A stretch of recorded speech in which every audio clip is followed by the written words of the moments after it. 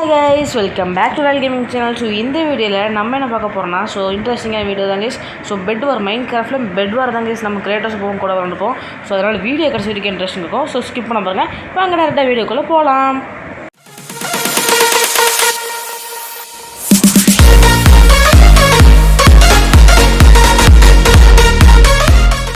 இப்போ நான் பார்த்தேன்னா எனக்கு ஓரளவுக்கு கேம் தெரியும். எடுத்தோன்னே போய் அவர் அடித்து கொள்ளலாம் சார். அவரோட பெட்டு நான் போய் டக்குனு டெஸ்ட்ரைவ் பண்ணலான்னு நினச்சேன். டெஸ்ட்ரைவ் பண்ணலாம்னு நினச்சோன்னே நான் அவட்டுக்கு அவரோட பெட் ஓகே. அவர் பெட் உடைக்க நான் அவட்டுக்கு ஸ்ட்ரெயிட் 10 ரூபாய்க்கு போக ஆரம்பிச்சிட்டேன். கீழே போட்டிருக்கிறது காங்கிரீட். சரி இருங்க, நமக்கு தேவையான லூட் இப்போ போயிட்டுருக்கோம். இப்போ அது தீர்ந்துருச்சு. அதனால் நம்ம இன்னும் கொஞ்சம் ரெடி பண்ணிட்டு கொஞ்சம் லூட்ஸ்லாம் அடிச்சுட்டு நம்ம அவரை போய் நம்ம ஜெயிக்க பார்க்கலாம்.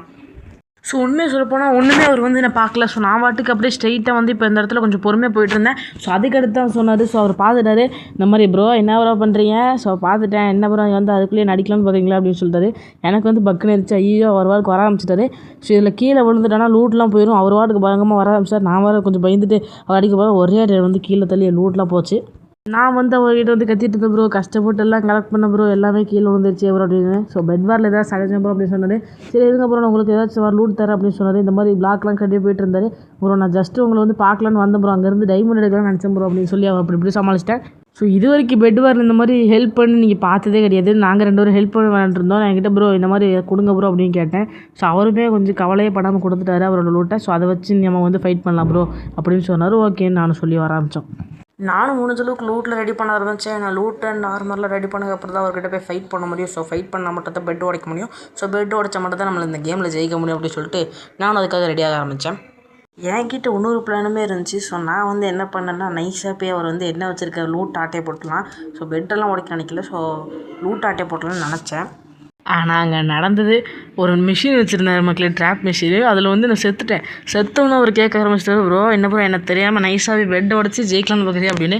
ப்ரோ அப்போல்லாம் ஒன்றும் இல்லை ப்ரோ, நீங்கள் இருக்கிற இடத்துக்கு தான் அப்படி சொல்லி மழுப்பினேன். நான் பெட்டெல்லாம் உடைக்க நினைக்கல, ஜஸ்ட்டு லூட் ஓகேவா. அதுக்கடுத்து பார்த்தீங்கன்னா டைமண்டு, எமரால்டு, அதுக்கடுத்து பார்த்தீங்கன்னா ஒரு சில நிறைய லூட்டில் அடிக்கணும். அயன், கோல்டு அப்படி இப்படின்னு சொல்லிட்டு எல்லா லூட்டும் எடுத்துகிட்டு பொறுமையாக ஒவ்வொன்றா நான் எடுக்க ஆரம்பித்தேன். பெட் வார்க்கு ரெடி ஆகணும் இல்லையா. அதனால் ஒவ்வொன்றா எடுத்துகிட்டு ஃபைட் போகலான்னு சொல்லிட்டு நம்மளோட பேஸுக்கு, அதாவது நம்மளோட பெட்டுக்கு போக ஆரம்பித்தேன். இந்த இடத்துல தான் ஒரு சின்ன பிரச்சனை ஆயிடுச்சு. பெட்டு ஆட்டோமேட்டிக்காக உடஞ்சிருச்சு. அவர் கிட்ட வந்தவரும் உடஞ்சிருச்சா. நான் என்ன நினச்சேன் அப்படின்னா பெட்டு அவர் தான் உடச்சிட்டாரு அப்படின்னு சொல்லி பயந்துட்டு அவர்கிட்ட கேட்டுட்டு இருந்தேன். அவரும் சொன்னார், ப்ரோ என் பெட்டு தான் உடஞ்சிருச்சு, மேலே பாருங்கள் 2 பெட்டு கட்டாயிருக்கு அப்படின்னு சொன்னார். எதனால் ப்ரோ அப்படின்னு கேட்டது. எனக்கு ஏன்னா பெட் வார் அவ்வளோவா எனக்கு தெரியாது.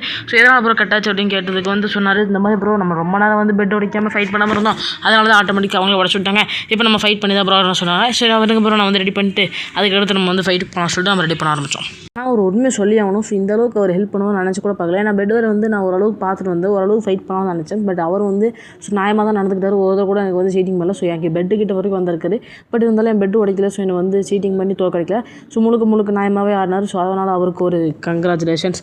அதுக்கடுத்து பார்த்தீங்கன்னா நம்ம டேரெக்டாக ஃபைட்டுக்கு போயிடலாம்.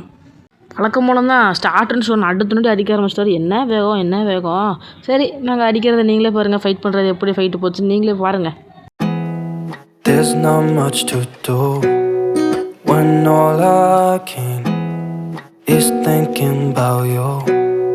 Not doing well, don't know where you are, 'cause you're not here. It's been way too long. If I could let என்ன ப்ரோ ஆச்சு, கேம் முடிஞ்சா அப்படின்னு கேட்டு. ஆமாம் கேஸ் கேமே முடிஞ்சிச்சு. அது என்ன அப்படின்னா நானே கேவலமாக போய் செத்துட்டேன். அது என்ன அப்படின்னா நான் வேணுக்கெலாம் சாவலை.